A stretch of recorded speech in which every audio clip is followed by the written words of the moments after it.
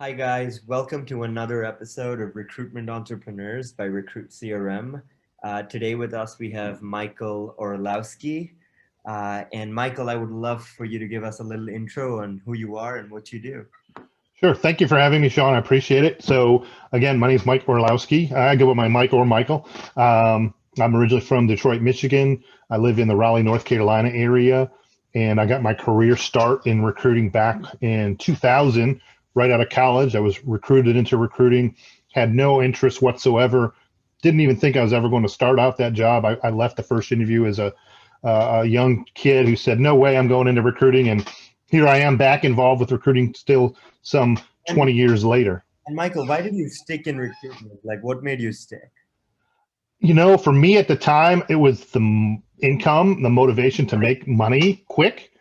And I made a great deal of money that first year. So it kind of just stuck with me, right? Because when you're young and you're 20 years old or early, 20 some years old, you don't think you can come out of college and make that much money right out of the gate. So I was excited to make money and motivated to do so. And I had to really jump out of my comfort zone to do that. Solid. And just a quick story here. So you went to high school where do you go to high school? Sure. I went to high school up in Michigan for 2 years, and then we moved to Ohio. My dad worked for Chrysler Corporation, now part of Peugeot, or I can't remember the new Stellis, and so we moved to Ohio, and then I finished high school in Ohio and the Cleveland area, the Akron, Cleveland area, and that's where my first job was. Got it. And did you do anything other than agency recruitment in the past 20 years, or were you always in recruitment? I was an agency recruiter for the first little over 2 years. Then I wanted to move to North Carolina where it was warmer. I didn't like the winters. So it's always gray and cloudy. I mean, you went to school in Indiana. It's always gray and cloudy in the Midwest. So I went somewhere where it was warm and it's sunny every day in North Carolina. So I worked for a company here for a little while, and then I spun off and started recruiting for myself and working for companies in the logistics industry and placing HR, sales, operations professionals around the United States. And this is you're unique among a lot of our the guests we've hosted, because you're a story of entrepreneurship where you were hmm an executive at a larger company where you have spun out a recruitment division or a recruitment business from within the company with the same brand. So can you hmm tell me more about that? How did you start working on this company? How did this Sure. decision come in? How do you structure it? How much do they own? How much do you own? Just give the audience an idea of what this is all about. Sure. So, last year I was working in logistics as a director of logistics for a company, and I met Lean Staffing, Lean Solutions Group, as we go by now, through another trucking company. Actually, they were a supplier of mine, and I found them as they supply logistics skilled individuals near shore to the U.S. out of Colombia, who provide track and trace, customer service, back office work for the logistics industry. And my wheels started turning then. I was looking for a new opportunity to work for myself again and get back into recruiting.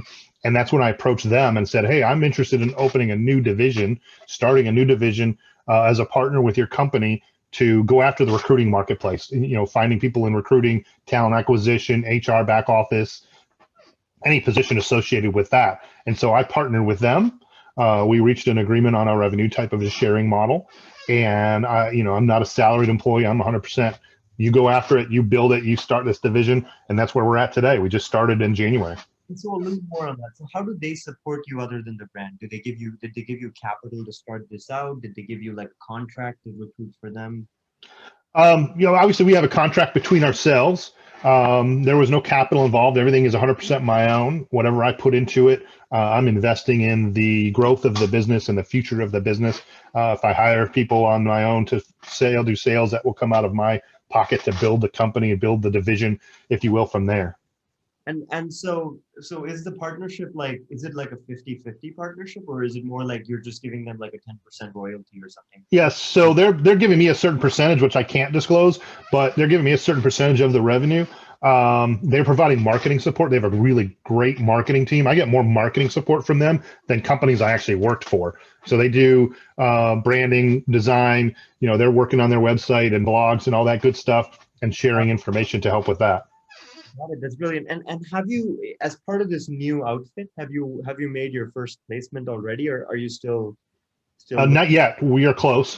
We have proposals out and active recruiters. So we have recruiters that are ready to go, and we're exploring and having our customers interview them now. So the individuals that we have, and why we do what we do, and I usually start with this is why do you? I always ask people, why do you do what you do?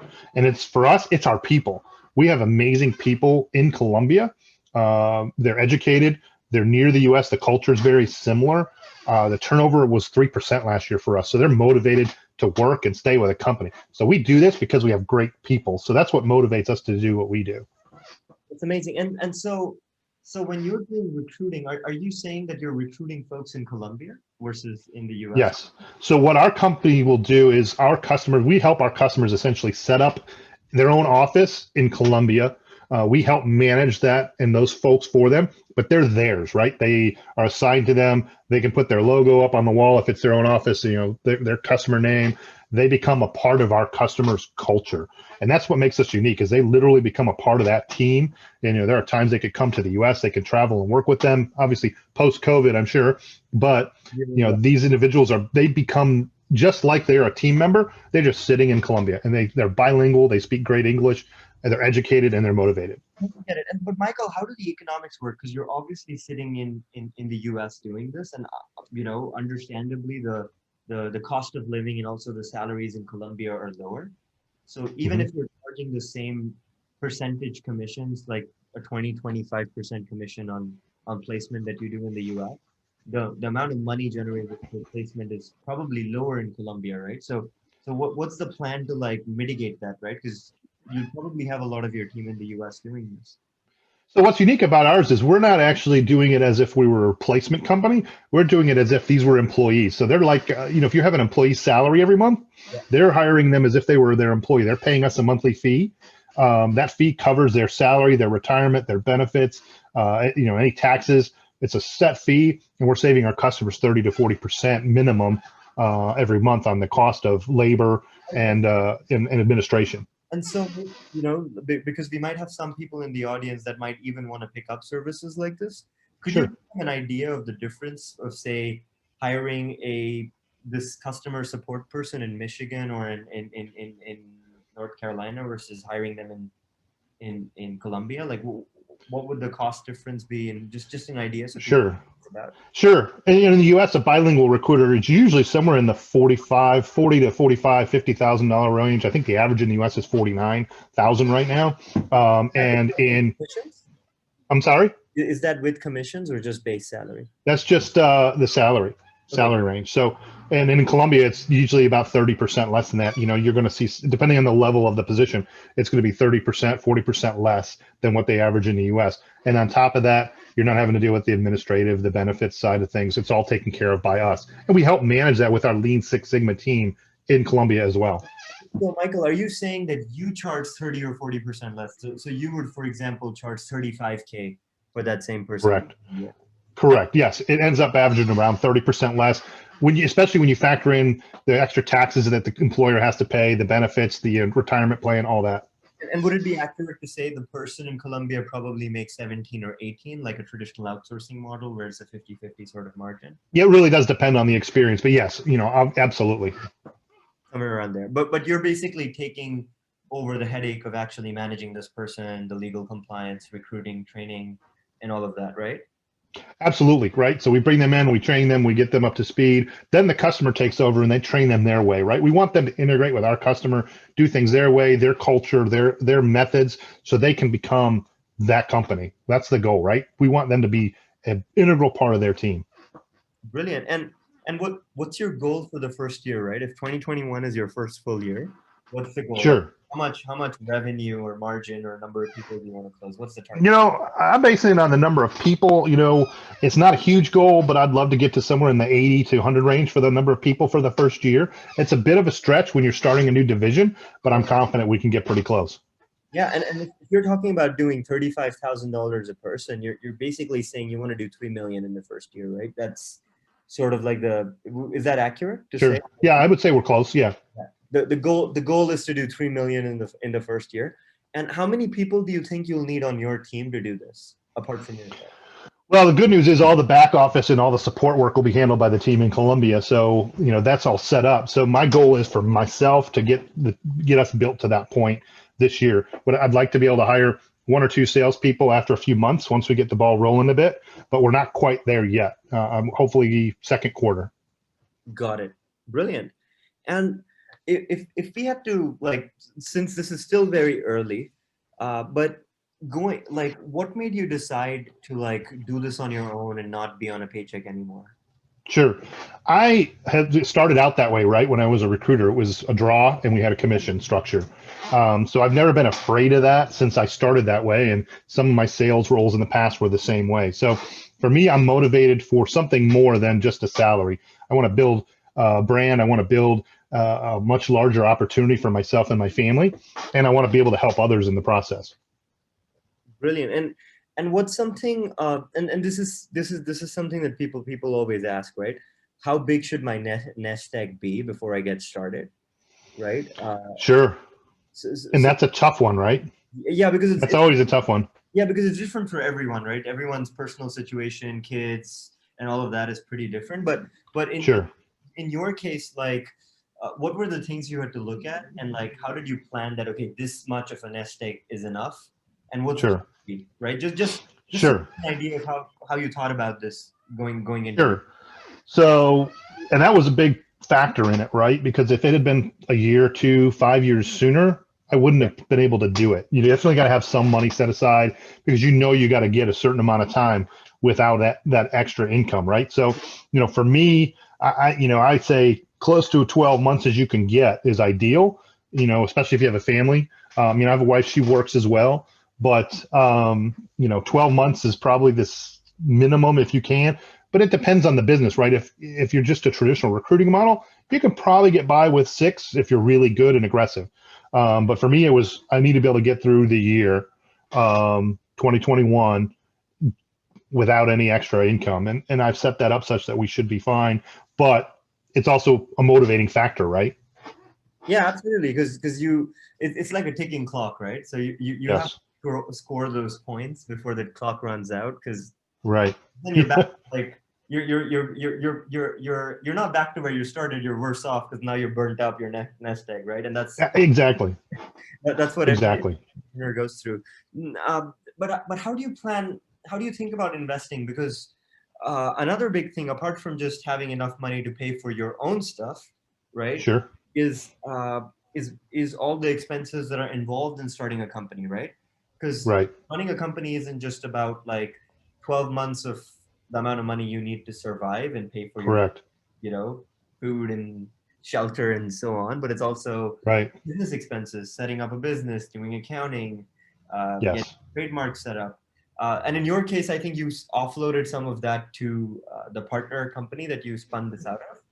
But how did you think about that? Was that part of your 12-month plan, or was that a separate budget that you came up with? It's definitely something you have to consider. For me, I had a company already set up because I worked for myself before, and I kept it. I've always kept it. Excuse me. So I've always had that, and so my expenses were already there for that, and it's minimal in the United States for most. Hundreds of, few $100s, hundreds of dollars to get the business set up at the most. But then you have LinkedIn, right? Everybody in this business has to use LinkedIn. If they're not, they're making a huge mistake. Other social media, which you're not typically paying for, but I don't have to worry about the website because Lean Solutions Group already has that. So that helps. But there are some expenses. Phone, I just use my cell phone, and I use Zoom. So, we have Zoom meetings now. So there's not major, some have CRMs and different applicant tracking systems. Luckily, I don't have that at this point because Lean Solutions Group has that. So, and I'm using their CRM. So, that's the advantage at this point to me, not having as many, say, startup expenses, whereas it is important to consider. I did read a podcast or see a podcast the other day where I think he said some recruiters, they could start up for $500 to $1,000 based on just the basics and then continue to elevate from there. Brilliant. And what would you say is like the toughest part of doing this by yourself? The toughest part is making sure you allocate your time to the right tasks, right? How much time are you going to spend on social media and LinkedIn and building your network and getting the brand out there on your own? How much time are you going to spend calling individual potential customers? And then as you get going, your time is pulled managing accounts, doing demos. So you've got to learn to really, and I'd say number one, manage your time well. And how do you do that personally? Is it just a calendar that you use, or do you use like a system? Like, what do you use to do that? For me, I just have a calendar. It's all integrated. Everything I have is integrated, personal and business, so that I see everything that's going on. I plan my day. I work, the key there in recruiting, and I think a lot of recruiters know this, is plan your day the night before. Always be prepared when you start in the morning. Get up early. I took some time off in October, November, December. And so I got lazy for a couple of months. I had to get, January started. I had to start getting back up again. I get up at 5:30 in the morning and get going. So you got to get up early and get out there early and get moving.